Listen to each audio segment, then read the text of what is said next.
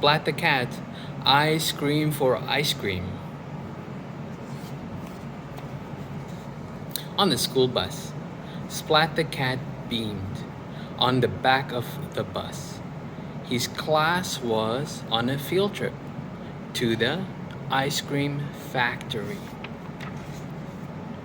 I could eat 4 ice cream cones a day, said Splat. I could eat 15, said Plank. And I could eat all yours and a million more, said Spike. Kitten licked her lips. I scream, you scream. We all scream for ice cream. The friends cried.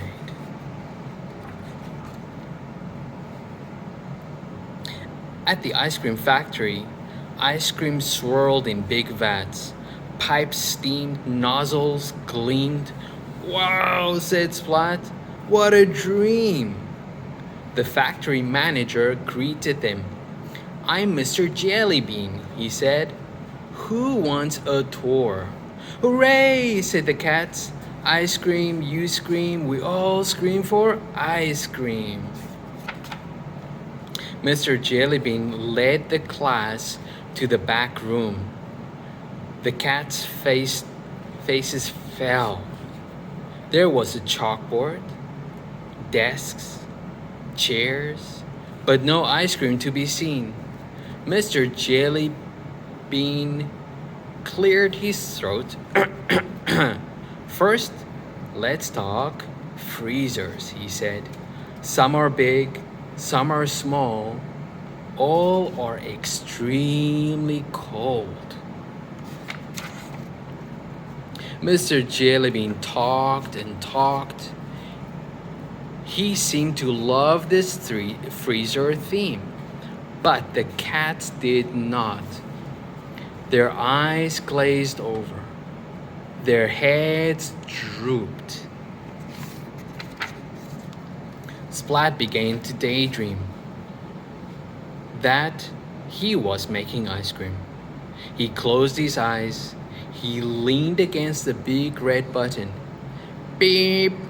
Alarms blinked, lights beamed, Splat jumped and screamed. Steam puffed out of a big pipe. Then Splat, ice cream streamed out.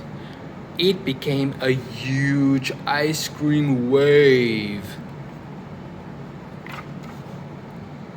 It grew and grew and flooded the factory.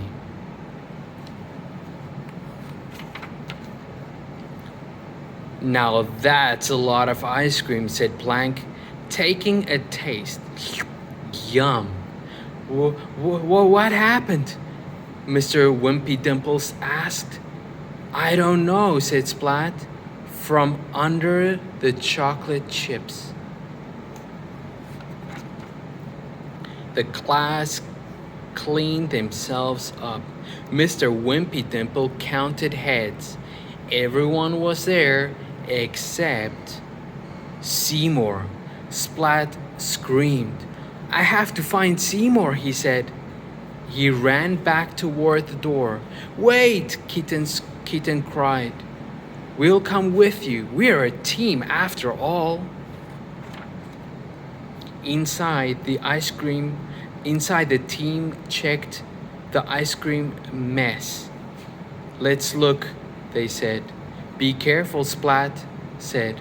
Seymour was so small, we might not see him under all this ice cream.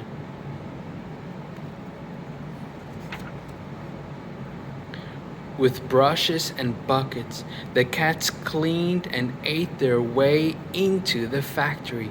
Seymour, Splat called, but Seymour was nowhere to be seen.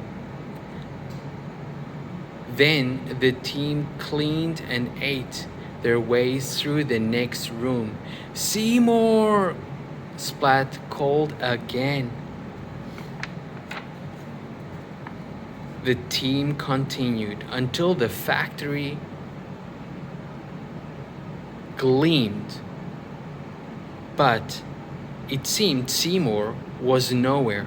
under all that ice cream. Just then, a blob of whipped cream fell into Splat's head. Splat looked up.